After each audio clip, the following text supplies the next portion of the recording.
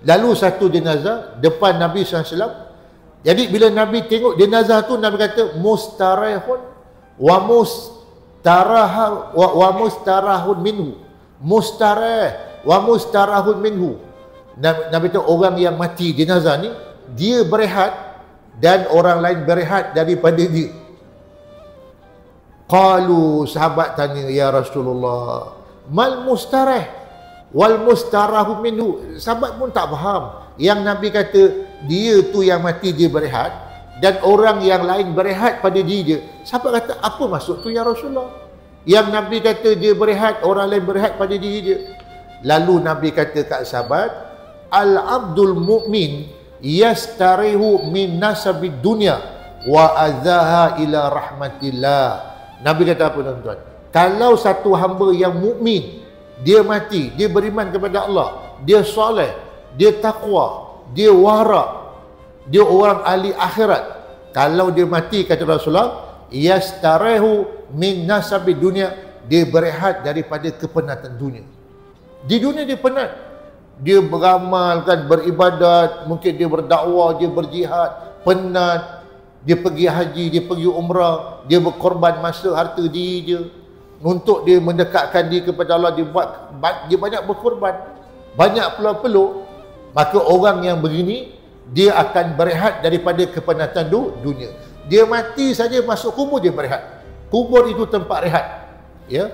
Tapi Nabi kata apa tuan-tuan? Wal abdul fajir. Siapa tu fajir? Kalau hamba mukmin, hamba yang beriman kepada Allah, orang yang soleh. Tapi hamba yang fajir, hamba yang berdosa, yang banyak buat dosa, yang jahat. Yang jahat, yang banyak dosa, kata Nabi apa? Kalau dia fajir, yastarihu minhul ibad wal bilad wasyajaru wad dawab. Kalau hamba yang banyak dosa ni mati, maka apa kata Rasulullah? Makanya manusia akan berehat pada dia. Manusia berehat. Bukan kata manusia berehat, negeri juga berehat, ya. Wasyajaru, pokok-pokok juga berehat. Wadawab, binatang-binatang juga berehat daripada dia. Masya Allah, bayangkan tuan-tuan. Nabi kata apa? Orang yang jahat ni, kalau dia mati, orang berehat. Apa kata orang? Aman kampung kita ni, mati seorang tak. Betul tak? Dulu dia banyak kebas pokok jambu kita. Dia rompak rumah orang, dia rompak sana, dia zalim pada orang, dia bunuh orang, dia tikam orang. Jadi orang tak aman, ya. Tuan-tuan, bukan kata manusia berehat, sehingga Nabi kata negeri pun berehat. Itu yang muncul perkataan aman kampung kita bang, ya. Aman negeri kita. Orang yang zalim tu mati dah. Kalau tak aman. Tuan-tuan, kalau di kampung kita ada kaki perompak, tidur lena ke ji? Oh, tak lena kita, kan? Pasang elang pun tak aman juga. Pasal ada penjahat. Tapi mati saja, kampung aman. Negeri berehat, negara berehat.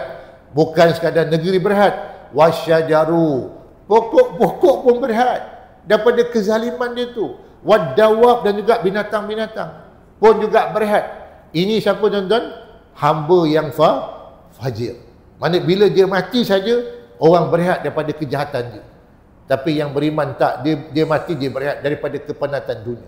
Jadi mudah-mudahan insya-Allah kita ni termasuk orang yang hamba yang mukmin. Kalau kita mati, kita berehat. Dan kita menuju mana? Menuju ila rahmatillah, kepada rahmat Allah SWT.